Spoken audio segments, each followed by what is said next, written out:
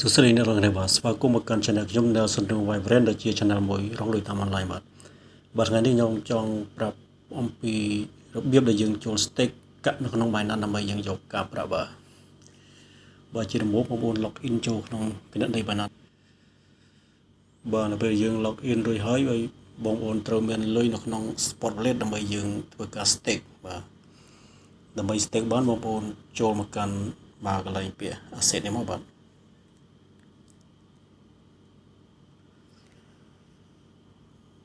ហើយបងប្អូនចុចចូលពាក្យ sport នេះមក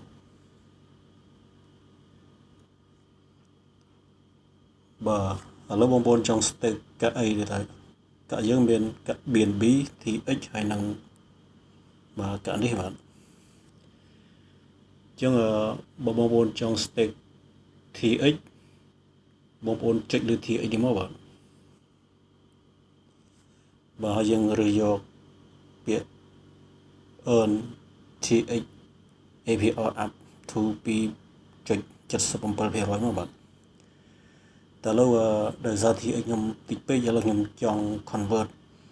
កាក់ BNB ដើម្បីមកជាកាក់ TX ដើម្បីខ្ញុំធ្វើការ stake បាទគឺ stake ចាប់ពីមួយកាក់ឡើងទៅបាទឥឡូវយើងចុចចូលលើពាក្យ trade នោះបាទ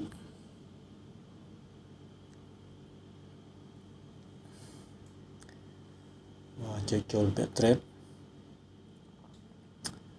ហើយបងប្អូនចុចលើពាក្យ convert នេះមកបាទឥឡូវខ្ញុំចាប់ផ្ដើម convert វាខ្ញុំវាយចូល0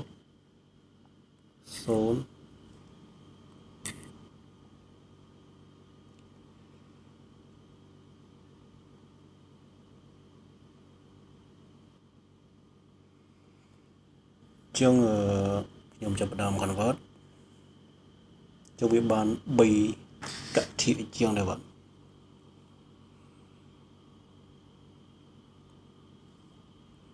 តមកបងប្អូនចុចលើពាក្យ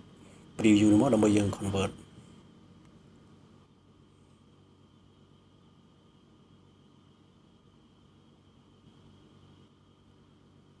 បាទហើយយើងចុចលើពាក្យ confirm នេះមកយើង refresh មួយមកបាទយើងចុច confirm នេះមក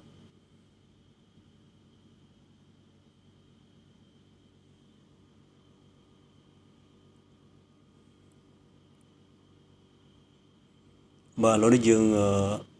convert បាន complete ទេបាទនេះគឺ3កាក់ជាងបាទជាងយើងថយក្រោយមកដើម្បីយើងចូលមកកាន់ spot wallet របស់យើងចុចចូល spot មកបាទតោះមកបងប្អូនចុចលើពាក្យ asset នេះមក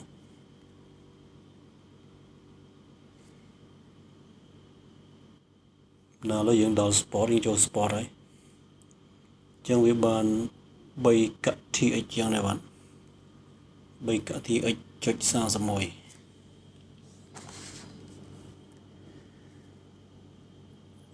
ចឹងបូកអានេះ3ទៀតទៅចឹងកាក់របស់ខ្ញុំវាឡើងដល់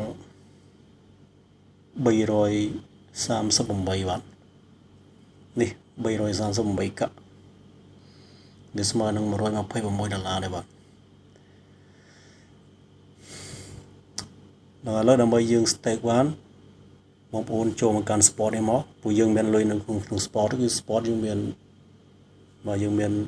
ដល់តា3កាក់ជាងហើយអញ្ចឹងគឺយើងចាប់ពីមួយកាក់ TX ទៅយើង spot បានយើង stake បានហើយបាទអញ្ចឹងដើម្បី stake បានយើងចុចលើកាក់ TX ហ្នឹងមកបាទ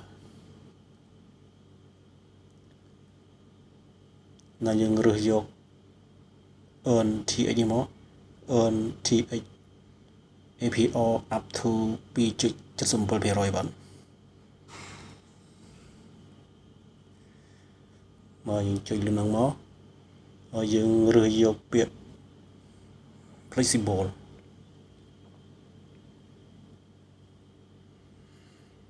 ដល់ flexible ហើយចំនួនដែលយើង stake គឺចាប់ពី1 TX ឡើងទៅបាទវា2.77% flexibleចឹងកន្លែង auto subscribe យើងមិនចុចទេយើងដាក់តែចំនួនដែលយើងចង់ stake មកបាទនេះគឺ available to source បាទជំនាញ3កាក់ជាងនេះសម្រាប់នេះestimate daily reward 0.02 បាទ daily បាទប្រចាំថ្ងៃយើងអាចរកការប្រាក់បានគឺ 0.02 ចឹងយើងវាយចូលមក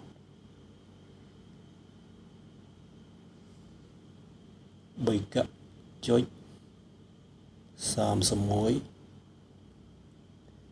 ចុចម៉ាស់មកលឿនមកហើយចូល3.3182 1222បាទចឹងគឺ available to source គឺយើងអាចរកប្រភពចំណូលបានពីរបាទយើងបានការប្រាក់ហើយ estimate daily reward នេះគឺក្នុងមួយថ្ងៃគឺយើងរកបាន 0.02 បាទហើយបងប្អូនគ្រាន់តែចុចពាក្យ confirm មកគឺយើងអាចធ្វើការ stake បានហើយបាទនេះគឺ subscription successful ហើយបាទអញ្ចឹងយើងចូលមកកាន់ go to earn wallet បា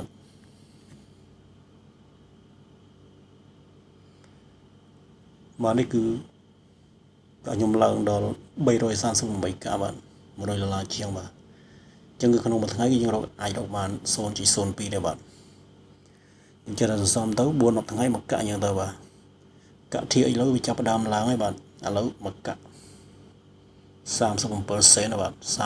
37 31 37ធ្លាក់មក35 31 37បាទវានឹងអាចឡើងដល់40 សេនក្នុងមួយកាក់បើសិនជាកាក់នេះអាចឡើងដល់$1គឺគ្រប់ហើយបាទក្រែលដែរបាទហើយដូចកាក់ BNB មកកាក់600ជាងបាទអនាគត TX ឡើងមកកាក់ឡើងដល់600ដូចគេទៅគិតទៅ300កាក់ជាងឲ្យចូលខ្ទង់$10,000បាទអញ្ចឹងគឺការ stake នៅក្នុង Binance ដើម្បីយើងយកការប្រាក់គឺមានតែប៉ុណ្ណឹងទេបងប្អូនបាទបើមានលុយនៅក្នុង Binance កុំទុកចោល stake យកការប្រាក់ទៅបាទទីដងទៅបាទក្រុមរបស់យើងទុកចោលទេបាទបាទយើងគឺជាចំណេះដឹងក្នុងការរកលុយតាម online ដែលបងប្អូនមិនបានច្រើនក៏ដោយក៏យើងបានបទពិសោធន៍ក្នុងការរកលុយបាទតាមប្រព័ន្ធ online ខ្លះនិងតាម website ខ្លះផងដែរបាទមកវីដេអូរបស់ខ្ញុំគឺមានតែប៉ុណ្ណោះទេគឺសូមអរគុណសូមជម្រាបលាបាទជួបគ្នានៅវីដេអូក្រោយៗទៀតបាទសូមអរគុណច្រើន